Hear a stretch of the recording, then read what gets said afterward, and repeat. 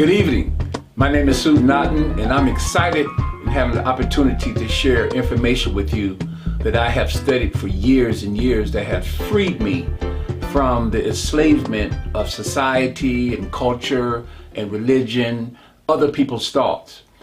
It behooves us to be able to go within ourselves, to know about who we are and the power that we have. And so that's what my mission for humanity is. That's what my mission is to my family and my friends, to share with them information that will empower them. Metaphysical information through astrology, numerology, metaphysics. These things have existed, in these subjects, astrology and numerology and metaphysics has existed for thousands of years. Some of the knowledge has been suppressed.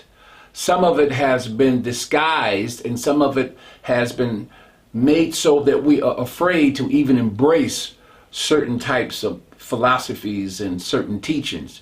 And so I'm here to share with you information, and you can eat the meat and spit out the bones. I'm not trying to force anyone to take in the things that I'm saying. It's very important that you be able to think for yourself, and more than anything that I want is that you be able to think for yourself. Well, you may say that you do think for yourself, but part of my message to you is that we unconsciously think in the way that other people want us to think, and we don't know it.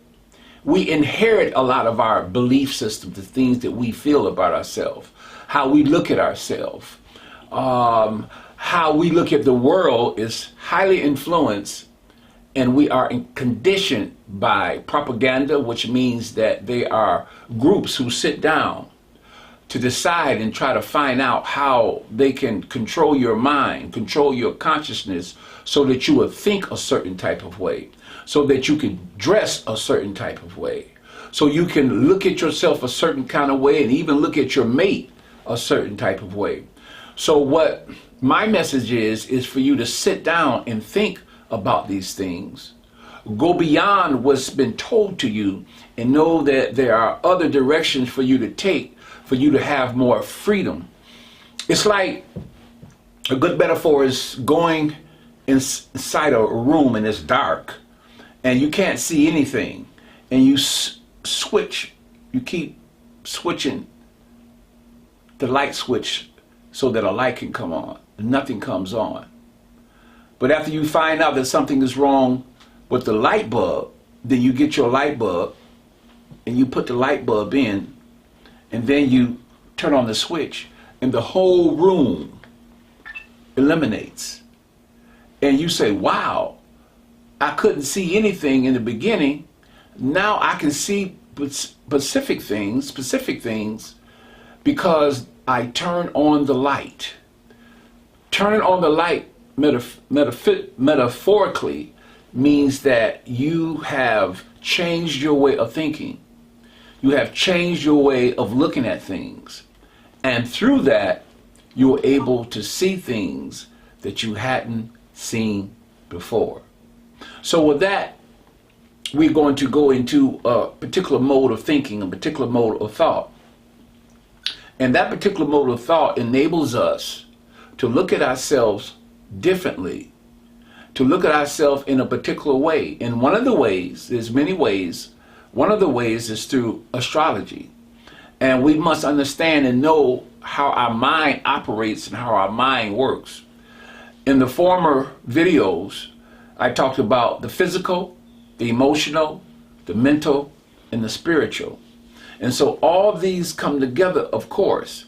And I'm going to speak on each one individually in different sections and different videos. We're going to talk about the mind today. The mind is a powerful aspect of who you are, but it's not you. Your true self is your spirit and your soul. The mind is an instrument.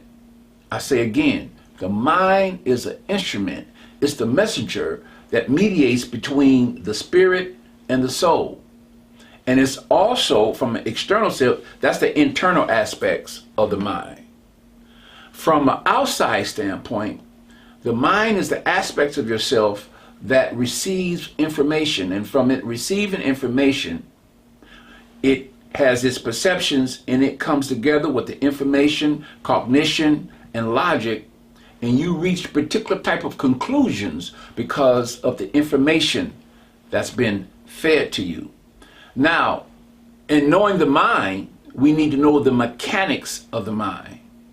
And in different disciplines, in different professions, the mind is depicted in different ways.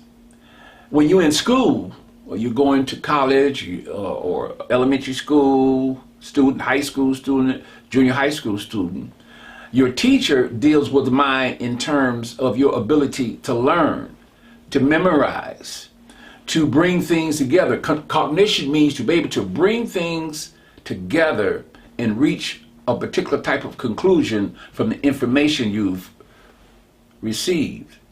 Now, there's a term called cognitive dissonance. Cognitive dissonance means that you get all this information and all this is coming together, but the way, because of how you've been conditioned and because of trauma and because of different things that you have encountered, you tend to not see what actually is happening. You see what you want to see. Because what happens to us and what happens to the brain is a physical apparatus, a physical apparatus of the mind. And so the mind itself and the physical, which is the brain, has to come together also.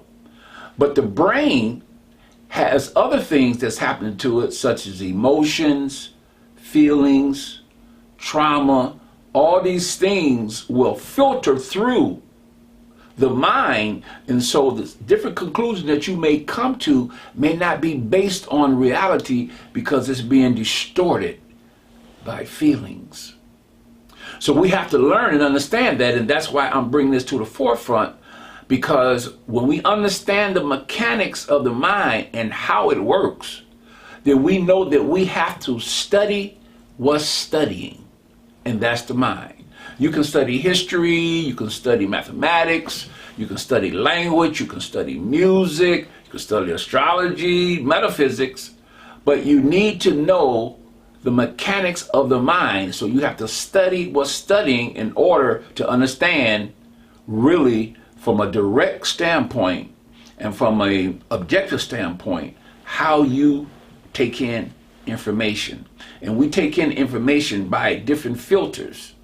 And so we find out that when we are conditioned, when we always have to struggle, when we always have to debate with someone, and we're under stress and we're not having a pleasant relationship with our loved ones, someone might have died recently. All these things are going to affect the way you think. It's going to affect your brain. And it's going to filter your reality a particular type of way. The mechanics of the mind. Wow. And so when we know the mechanics of the mind, we know that we have to take time to meditate, to calm our emotions and feelings down. Because you think you see with your eyes, but you don't see with your eyes. You see with your mind and brain. It's just like a photographer, just like a lens. The lens doesn't see. Behind the lens, there is material that catches the image. And so I say that to say, in relation to the eyes only see what the mind has been prepared to comprehend. A good example is that is for you that have children, and even yourself. You can tell your children certain things. You should do this, you should do that. And because they haven't experienced certain things in life, they really can't see what you're talking about. Because they haven't experienced certain things. Their mind and their brains haven't encountered or experienced a particular type of struggle or a particular type of experience. And so you can tell them this 1,000 times and they really won't see it. Why? Because the eyes only see what the mind has been prepared to comprehend. And so later on, maybe 3 or 4 or 5, 6 years later, they'll come to you and they'll say, Mom, Dad, I found out that if I do particular things, then this type of thing over here will happen. Or if I engage in this type of activity, or if I eat a particular type of way, then certain things will come out more natural and more harmonic for me in my life, and harmonious for me in my life. And you tell them, I told you that 3 or 4 years ago. But what it is that they had to go through a particular type of experience through their minds, brain, body, because the body has a mind too, in order to see what you were saying. So that's an example of the eyes only see what the mind has been prepared to comprehend.